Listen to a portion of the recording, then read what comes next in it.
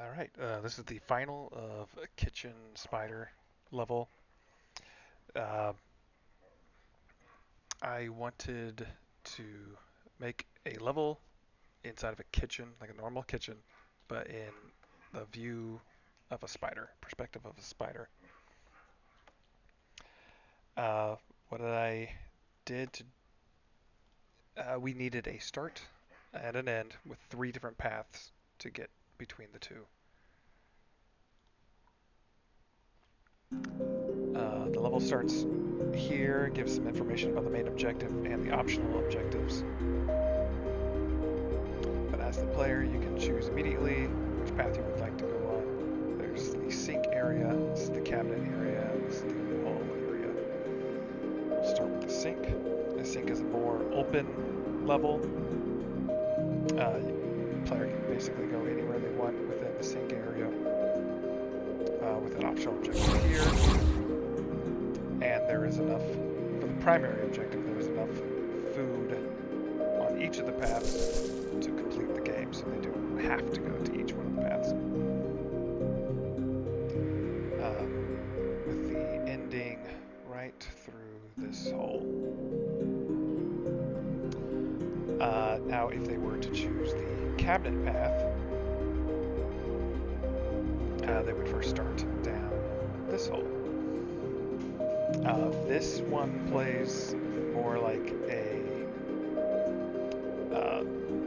circular racetrack, but also an obstacle course. So there's a lot of twists and turns.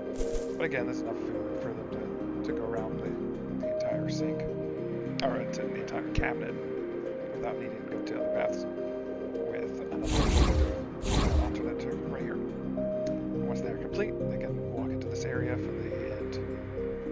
There's also multiple ways to get between each of the paths that are not right at the start, to include here and here, and even, well, no, if they jump through that one, then they'll end the game. But a few different paths. Now, if we were to start at the wall area, it's actually right above me. Right over here is back at the start.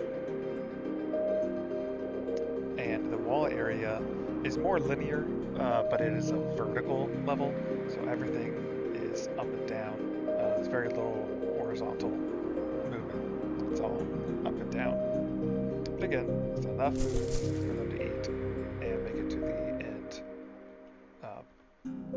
without having to take one of the other paths. The ending for this one, so I'm going to go up here. Basically, you have to get all the way to the top, passing multiple spider webs and food on the way. I have a hazard here. If touched, it will kill the player. There's a few of these hazards throughout each of the paths. This is the main path. You'll see most of the electrical hazard. Travel across this. Here's the last one. And then either from here or right here, you can jump down to end the game. And then at the end of the game, there is a stat block showing how long it took, how many deaths, how many times you spoke to an NPC, and how many bugs you've eaten out of the total amount.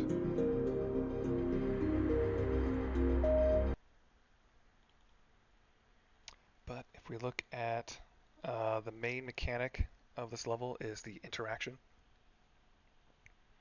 The interaction blueprint is all within this box.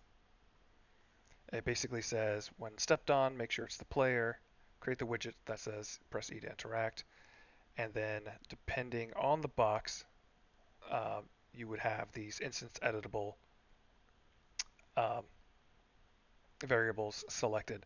So it would only go into the sequence that is valid. After going to the sequence, either it is the home at the end, which requires at least 10 bugs eaten, another spider to talk to, or a food source, which counts how many gnats are actually in that food source.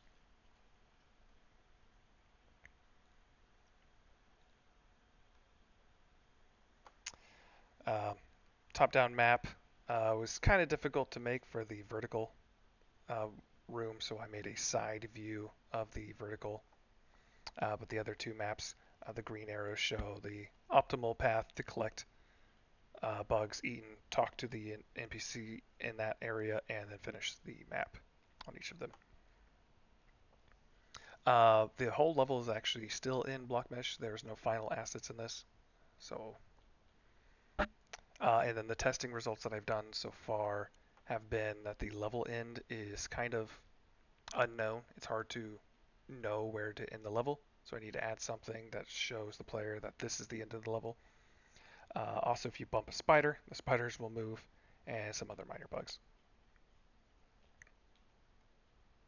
But other than that, that is the final presentation of my level, which I call Kitchen Spider.